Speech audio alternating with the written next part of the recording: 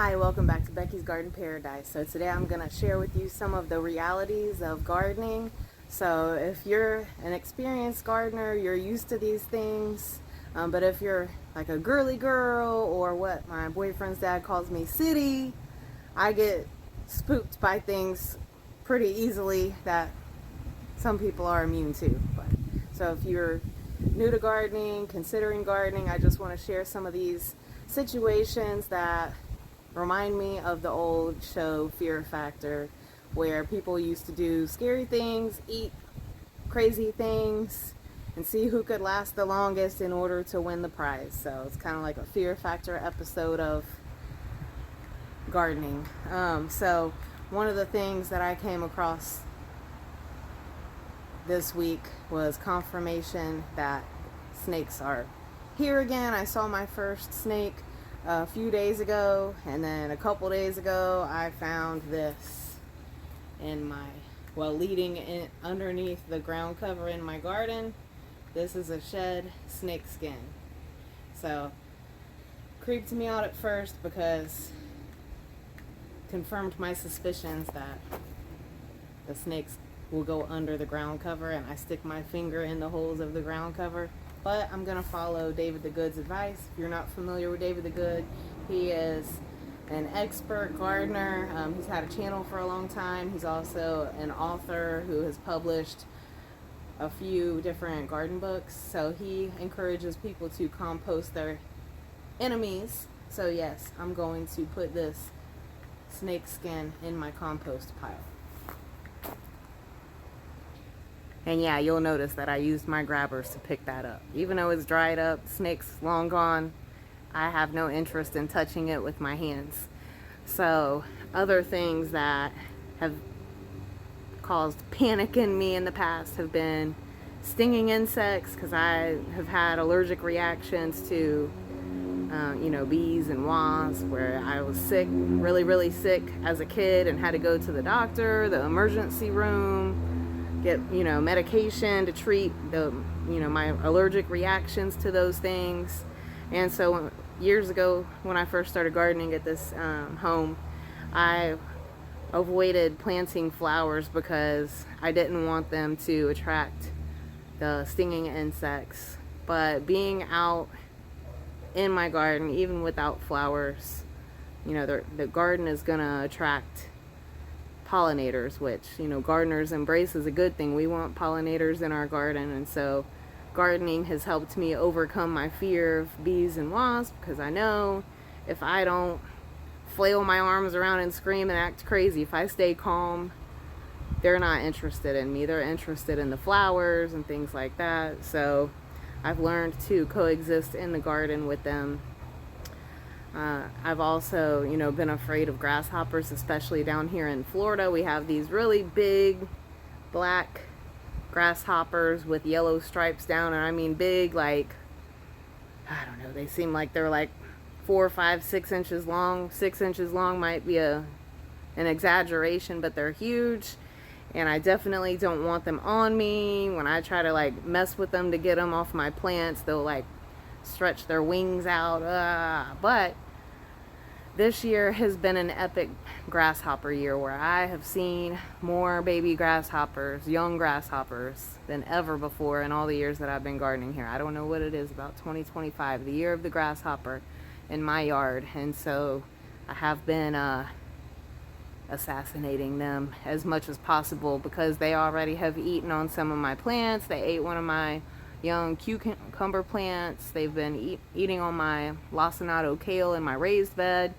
And so when I see them, I squash them if I can get to them, because I want to get them when they're young, when I'm less afraid of them, before they grow up to full maturity, because then they're going to be bigger and even scarier to me. And then they're also going to be, reproductive age and start laying nest for future years. So that's another thing I've been dealing with this spring. And I'll show you, I had my son come out and help me move a couple containers, and underneath one of those flower containers in my garden I found a creepy surprise, and I'll show you what that looked like. I'm excited to bring you guys my first cherry tomato harvest of 2025. I'm gonna go ahead and pick these here.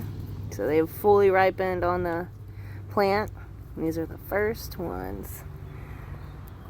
And I'll show you guys how these tomatoes are loaded. So look how beautiful these are. I can't wait to put them on a salad. They're gonna be sweet. They're gonna taste so much better than the tomatoes in the store. All right, so the plants are fully loaded with blooms. So here I have some babies. Here I have another cluster, another cluster, another cluster, and one over there. Oops, sorry, right there, and another one down here. Awesome. So they're gonna give me plenty of cherry tomatoes. So far I have 3 cherry tomatoes in buckets that are starting to fruit, but I still have a few more cherry tomato plants that I need to transplant. There's another cluster on this one. So the 2 on the outside in these buckets are sweet red cherry, and then in the middle this one is an indigo cherry, so they'll have a darker colored cherry tomato. And then this one is another sweet red cherry. And look how many flowers are on this cluster. I'm excited. Look at that. So many flowers. So I'm gonna get so many cherry tomatoes. There's nothing like homegrown tomatoes. I just harvested this little red onion from this pot right here, because I've been letting these grow until they fall over, just to let them get as big as possible. So this would be perfect to add to a salad. It's about the size, it's bigger than a golf ball. It's bigger than a golf ball. But look at this big whopper right here. So this is a sweet onion. They said they were from Vidalia, Georgia. They just couldn't call them Vidalia onions because they weren't in Georgia. There's a whole law about that. They copyrighted the name up there. But this one, the stem is under the ground. Oops, sorry. Let me see. The stem's under the ground, but I was just trying to scratch away to see if there's actually a bulb, or I can move it away, you know, and that'll help allow the bulb to grow if I make room for it in there. But this big boy, woo-wee, look how big it is. That's a good, probably, I don't know, like look at my hand compared to that. It's big. It's like the size of the, bigger than the size of the palm of my hand. That'll be a good slicing onion right there. This is another red onion where the top fell over. You can feel it's a little bit soft in there, so it's not going to grow anymore. At this point, I'm going to go ahead and pull this as well. That's another good little salad onion. I've been harvesting them as they fall over and then letting the rest grow, and I've been using the onions that I left out to cure, so I haven't had to buy any onions from the store in a while. It's been over a month. All right, here along my garden, my fence around my garden, I have a Cherokee purple tomato plant planted here to grow up the fence. And today I stumbled across this creepy thing. So this, if it'll focus, is a row of eggs. The type of the eggs, I'm not completely sure, but I have had issues in previous years with mealybugs. They're white, round, fuzzy bugs that remind you of like a fuzzy albino roly-poly.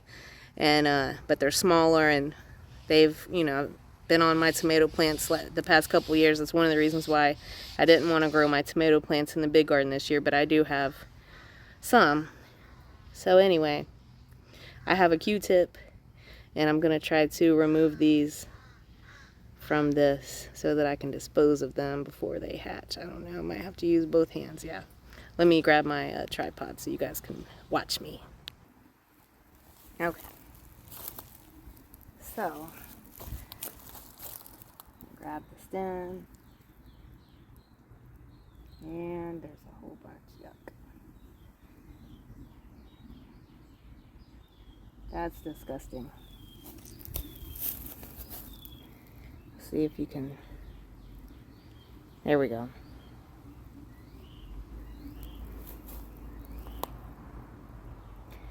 Yeah, I'm gonna get rid of these because you don't want those to hatch. Yuck, yuck, yuck. This was under the pot that I had over here, a flower pot. I had my son move it and look what was lying beneath. So disgusting. A huge fire ant nest. So now the fire ants are all scurrying. Yuck and disgusting. Another example of fear factor in the garden. That's so gross. I've never even seen those things. I guess those are eggs. Disgusting. Look at all the fire ants. Ain't no joke in Florida. Alright, so I in no way want this video to discourage you from gardening. Like I said, it's helped me get a little braver when it comes to dealing with things like snakes and insects, because my love and passion for gardening is greater than my fear for those things. And as far as the snake goes, or snakes, because I have multiple around here every year, they're black rat snakes, and I know that they also don't want to be bothered by me. So usually when I see them, they're trying to get away from where I am. I just try to be cautious since I know that they are around. So once I've seen my first snake sighting, then I just always try to scan, you know, the ground as I'm coming out here. The snake that I saw a couple days ago, it was right in front of my shed doors, and I had been out here working for hours going in and out of the shed, had the shed doors open, and it was right in front of the opening or the entrance to my shed when I saw it. So I check each time I'm going to a different area of the garden, especially in the big garden where I have the black ground cover and the snakes are black. And then, like I said, I know that they don't want to hurt me. So sometimes I'll stomp, make noise, because I know that they feel the vibrations and stuff. And a lot of times when I do that, I don't even see any. It's like they get the signal, she's coming out here, it's time for me to go somewhere else, and they don't show their themselves to me when I do that. So thank you again for joining me here at Becky's Garden Paradise. I hope that you grow something that you enjoy, even if you just start small with a couple containers. Like I've mentioned before, when I lived in apartments, I grew things in pots. So thank you again for joining me, and I hope that you'll like, share, and subscribe to this video. And I look forward to seeing you again next week.